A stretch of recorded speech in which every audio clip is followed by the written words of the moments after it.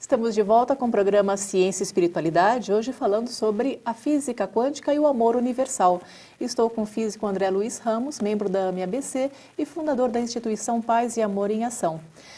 André, no nosso bloco anterior, a gente começou a falar um pouco sobre a caridade, né? A caridade como um instrumento também alavancador da nossa cura e, por que não, do amor universal. A caridade também é uma das virtudes que nos conecta ao próximo, certo? Certo, exatamente, porque pela física quântica nós aprendemos que o estado quântico de uma partícula é determinado pela influência de um observador. Então, se um observador consciente está no laboratório para medir o estado quântico, é ele quem vai determinar esse estado. E é interessante que o professor Wigner, que prêmio Nobel de Física na década de 60, ele até afirmou que o cérebro pode ser descrito pelas leis da física quântica, mas a mente não. A mente não estaria sujeita às leis da física. Pela primeira vez, um físico afirma de forma pública assim que a mente está fora do cérebro. E ela pode colapsar o cérebro em um estado quântico, conforme a parte emocional, mas também outra pessoa. Então, aí que está a nossa principal conexão com as pessoas, mental. E a caridade vem como consequência. A caridade, seja ela qual for, a caridade de fazer uma doação, a caridade de sair em ajuda ao próximo, visitar uma creche, um orfanato, uma casa de idosos, qualquer tipo de caridade? Sim, sempre que há a verdadeira intenção no bem.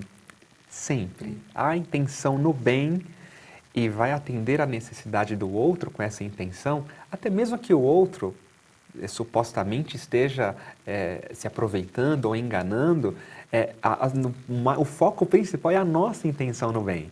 Aí sim, nós vamos, no caso, vibrar energias novas em nós e colapsar nosso cérebro em estados quânticos maiores, superiores.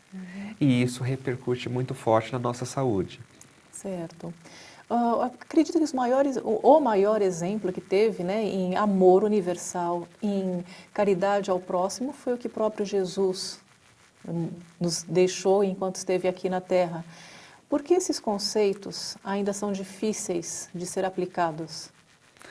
Ah, Giovana, esses conceitos, eles, para serem interiorizados em nós, eles necessitam da prática constante. Então, é um praticar para aprender.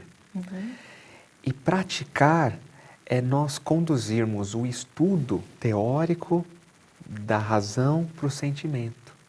Então, a nossa disposição em sentir, em ter vontade firme para realizar e sermos constantes nesse bem, é que fará com que nós consigamos tornar a caridade um hábito. Porque ainda para muitos de nós, a caridade, ela ainda é algo meio que, como dizem em Minas, é custoso para fazer. Por quê? Porque nós não temos esse hábito. Então a ideia é que nós possamos usar uma ferramenta poderosa que nós temos, a vontade, né? E a vontade é aquela força interior que nós temos de querer por nós e pelo outro. Isso nos abre um campo muito grande de vivência desse amor universal, porque Jesus não vivia só para Ele. Né? Se Ele vivesse só para Ele, é o egoísmo, é mais denso. Agora, Ele vivia para Deus nele, então Ele conseguia estar com todos e pensar no melhor para todos. Então, quando nós substituirmos em nós tudo isto, colocando o próximo como uma motivação, nós temos intenção emocionalmente em relação ao outro, fará com que a nossa mente irradie outras energias e isso irá favorecer a essa nossa cura, né, completa, por esse Nossa amor cura universal. e a nossa conexão com o outro, né? E a conexão plena com o outro, e duradoura, inclusive. Certo. André, nosso programa chegou ao final. Eu agradeço muitíssimo as suas explicações, né, sobre a física quântica, algo tão abstrato, de uma maneira tão simples, né, tão do nosso dia a dia, para a gente possa entender. Muito obrigada mesmo pela sua presença aqui no nosso programa. Muito obrigado, Giovana. Décio, e você? O que você pode nos dizer sobre a física quântica e o amor universal? Oi, Giovana. Bom, com certeza menos do que o André, né? Aliás, queria agradecer muito o André Luiz pela presença no nosso programa. O que eu acho que eu posso contribuir para o tema é lembrar as pessoas de uma coisa que eu acho fundamental. As leis universais são leis divinas. Ou seja, existem só dois tipos de leis: aquelas que nós conhecemos e as que a gente ainda não conhece. Mas todo o universo, e talvez todos os universos, se nós pensarmos que podem existir mais universos além desse que nós vivemos, eles seguem as mesmas leis, que são leis perfeitas, portanto são imutáveis, né? Então, parte-se do princípio de que tudo que foi criado por Deus é eterno, perfeito e imutável. É imutável porque é perfeito, né? E a física é a parte da ciência que se ocupa de estudar, descobrir exatamente essas leis. Então, o que a gente pode parar para pensar é assim: a lei da gravidade é diferente, a lei da gravidade aqui no planeta Terra e na Lua? Não, a lei não é diferente. O efeito gravitacional é diferente porque a massa da Terra é diferente da massa da Lua. Então, dependendo do universo que você tiver, nas condições, na dimensão que você tiver, você vai observar características diferentes, mas as leis são imutáveis. Quando a gente pensa que a física está indo atrás dessas leis, quando a gente pensa que a física está descortinando as regras pelas quais existem as coisas, então ela é a base de todas as outras ciências, né? Ela está descortinando as leis primordiais, as leis principais sobre as quais tudo existe, né? Então, eu estou falando isso por quê? Porque ainda é um assunto polêmico na ciência e também no meio espírita, essa questão de misturar a física quântica com espiritismo, física quântica com biologia, né?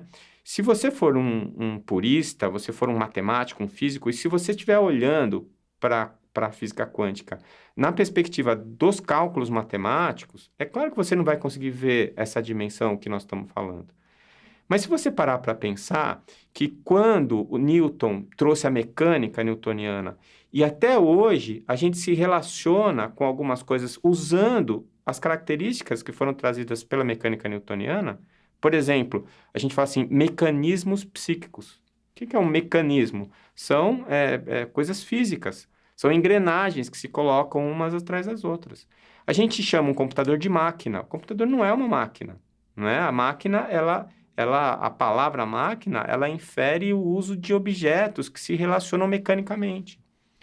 Então, depois disso veio a física relativista com Einstein, e agora a gente está começando a introduzir as questões quânticas.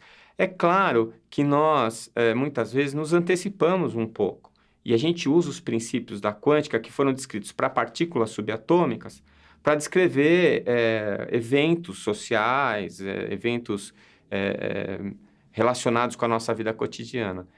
Bom, eu acho natural que isso aconteça, né? Como já aconteceu com a mecânica quântica, como já aconteceu com a relativista, e agora vai acontecer com a quântica, né? Esses assuntos, eles vão sendo introduzidos no nosso dia a dia, por quê? Porque a partir do momento que a gente vai entendendo a lei, a gente vai percebendo como funciona, a gente vai percebendo o efeito dessa lei em vários aspectos da nossa vida. O André, ele faz uma correlação muito bonita, usando a quântica e trazendo isso para o nosso cotidiano, para os nossos sentimentos. E a quântica, ela tem essa pedra fundamental, que é o quê? Justamente a presença do observador. Quando a quântica coloca o observador, ela está dizendo assim, que alguma consciência observa a matéria. E aí ela está criando uma janela para dualidade. Não existe só a matéria, existe a matéria, mas também existe o espírito. É um assunto bastante complexo, eu sei que o André já trouxe muito esclarecimento para a gente e agradeço você que esteve aqui conosco nesse programa, esperando revê-los no próximo Ciência e Espiritualidade. Até lá!